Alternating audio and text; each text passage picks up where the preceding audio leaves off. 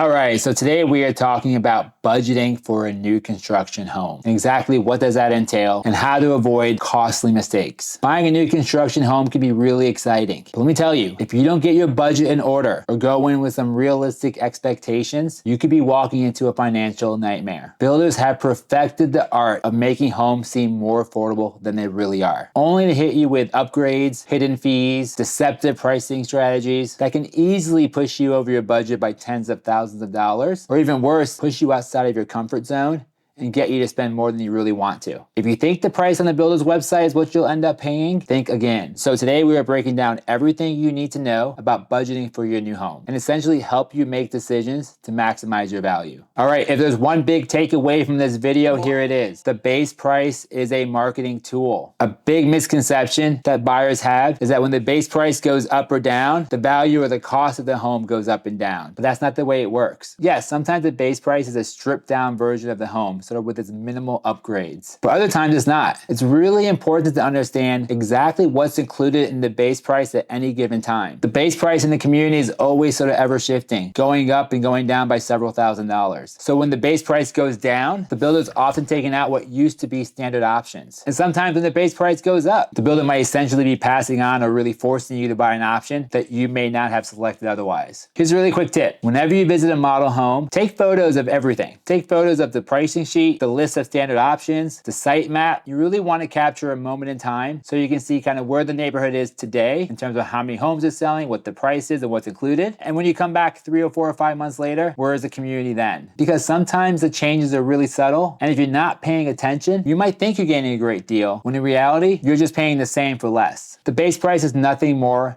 than a marketing tool. It's a starting number designed to get you in the door. It's a constant balancing act between keeping sales up while at the same time maximizing profit. This is why it's really important to insist on asking the builder, what was the base price 6 months ago and what was included? What was it last month and what was included? And that will help you make decisions in terms of what you're paying for the home today. Now, this isn't to say because the home's more expensive today is not a good deal or not worth it. I just want to walk in with eyes wide open and know where I stand in terms of what I'm paying now versus what the person before you paid. All right, so there are 4, maybe 5 major categories where the price of a home can go up. The first one is a lot premium. I did a whole separate video with regards to how to pick the best lot. It's in chapter 2 or 3 of my book, The Builder is Not Your Friend. There's a link in the description. But the lot premium is also nothing but a marketing tool. And sometimes a higher lot premium doesn't mean a better lot. Check out that video to learn more about how to pick out the best lot. Then we have structural options. Those are permanent changes to a home. Really anything that adds square footage or adds space to the home. And then we have design center options. Think about sort of all the surfaces of a home. Countertops, cabinets, tile, flooring, that sort of thing. And then you have your pre-wire low voltage, and that usually includes recessed lighting, TV hookups, smart home systems, speakers, that sort of thing. And finally, all the hidden costs to buying a new construction home. So let's break it all down. What to expect, what's worth upgrading, and where you can save money. All right, structural options. Those are your big ticket locked in decisions. Typically, those are required to be made at the time of contract. Once your home is under construction or once the builder applies for permits, there's no turning back on those options. You're stuck with them forever. Some common structural options include bump outs. Those options make the home larger. Additional bedrooms and bathrooms. You might have a finished basement, but if you want to add a bedroom or bathroom, that might be considered a structural option. If the majority of the homes select an option like a 3-car garage, it might be a good idea that you consider selecting that option as well. 9 out of 10 times, I'm usually passing on those options. Because the builder often has to subcontract those out to separate companies and they don't do that job in-house, it could be particularly expensive. The goal is to really prioritize options that will be difficult or impossible to do once you move into the home. All right, let's talk about design center options. This is where budgets go to die. What's really frustrating about design center options is that a builder will often not let you select design center options until you are under contract and beyond contingencies. This could be incredibly frustrating as you might not know exactly what you're going to spend. And I've seen people come out of design center appointments absolutely crushed with regards to what they ended up spending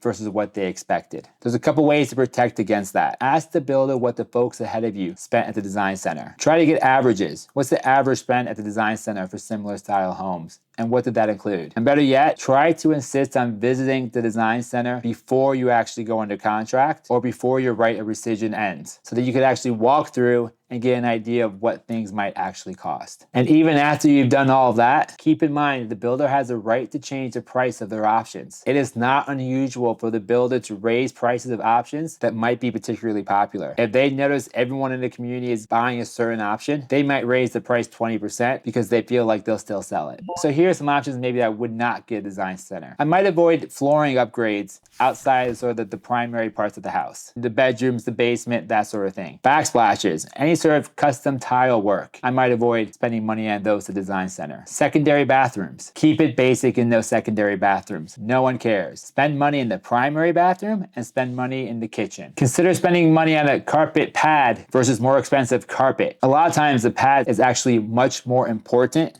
than the carpet itself. Light fixtures. Do not spend money at the design center on light fixtures. There are limited options and they're really expensive. Plus, they're super easy to replace once you move into the home. So go with the basic fixtures and upgrade them over time. Low voltage and electrical options. A lot of builders are now actually outsourcing the low voltage and electrical options. Low voltage options include smart home systems, speakers, alarm systems, internet, and smart home upgrades. On the electrical side, that might include ceiling fan pre-wires, recessed lighting, additional outlets, and electric car chargers. Really, at Design Center and here, you're working with commissioned salespeople. Keep that in mind. Avoid any sort of smart home technology. That stuff gets outdated so quickly. Avoid built-in speakers because when you move, you can't take those with you. Finally, also avoid alarm systems. If you do get an alarm system, make sure you understand whether you're going to be tied into a monitoring contract or not. When it comes to lighting, don't go nuts with recessed lights. You don't need them in every secondary bedroom. They're harsh, and lamps or ceiling fan fixtures sometimes are better. Let's talk about some hidden fees and costs when buying a new construction home. If you're financing your new home, your lender will want to estimate your monthly payment. And a big part of that is property taxes. But here's the problem. Those estimates on property taxes are oftentimes way out of whack. And usually,